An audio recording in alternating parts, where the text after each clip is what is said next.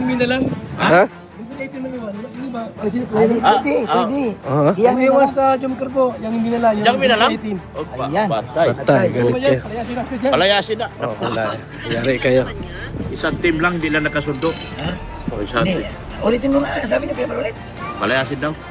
Jumkar 8. Ano?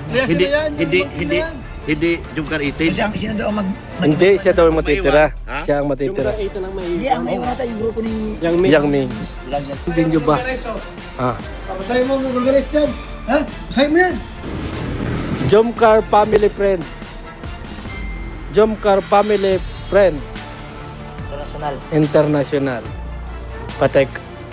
Jomcar family friend international. O sino ito? Naghanda kayo para kay Jomar, nagplano, nag-isip, naghanda para sa ikagaganda ng birthday celebration ni Papa Joms. Itong JFFI. Yun ba talagang pangalan nila? Friends and Family? Kaya naman pala siguro. Sapagkat kung hindi ka friends and family, hindi ka kasali. Kahit pa nasa kalingap ka. Very good. Hindi ko kayo kilala. Kayong lahat ng mga nandyan o sino man ang nag-organize ng event na ito, walang masama sa pagsuportan nyo kay Jomar, sa pagbibigay sa kanya ng magandang birthday celebration. Ang masama ay yung masasama nyong ugali. Yan ang nangyari. Sa tingin ko, talagang nabigyan nyo ng unforgettable birthday celebration si Jomar. Sakto yan at hindi talaga malilimutan ni Papa Joms. Nakita nyo naman ang ginawa nyo. Hindi nyo pwedeng sabihin na may misunderstanding na naman. Hindi nyo pwedeng sabihin na ganito po kasi yun. Walang ganito po kasi yun. Kahit na kasi ano pang rason ang ipaliwanag ninyo. Simple lang. Simple lang ang kasagutan dyan. Ayun. Nag-walkout sila Papa Bal. Sila Ate Edna. Ang iba pang kasama sa kalingap. Hindi lang ang anak ni Yang Mi. Magagaling kasi kayo eh. Akala nyo lahat puro Jomcar. Sinusuportahan natin ng Jomcar. Pero yung ugali ninyo, para kayong mga linta na masyadong makakabit at hindi na marunong lumingon sa kung sino ang dapat lingunin. Yan. Nagka-stiff neck ba kayo? O nawalan kayo ng kaluluwa? Di ba kayo nahihiya sa iba niyong kasamahan sapagkat yung iba dyan nadamay lang din sa grupo nyo na dapat sana hindi kayo mapapaalis. Ngayon, papaalisin na raw kayo. At inatasan pa ni Kuya Bal si Dr. Lab para walisin kayo at itira na lang ang Jomcar 18. Yan, may nalalaman pa kasi kayong ganyan eh. O ano ngayon? Umalis sila Kuya Bal, lumabas ng pintuan, umalis. Dun sa kaarawan ni Jomar. Ngayon, kayo naman ang susunod na aalis.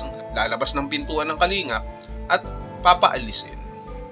Mapapakanta ka na lang ng meow meow meow meow meow meow meow meow meow. Sorry. Ganun talaga. Andun na si Kuya Bal. Sila Ate Edna eh. May nalalaman pa kayong hindi pwede dahil hindi kalinga. Hindi na kayo nahiya. Sa totoo lang. Ang totoo niyan, hindi kayo ang nagbuo ng birthday ni Jomar. Kayo ang sumira.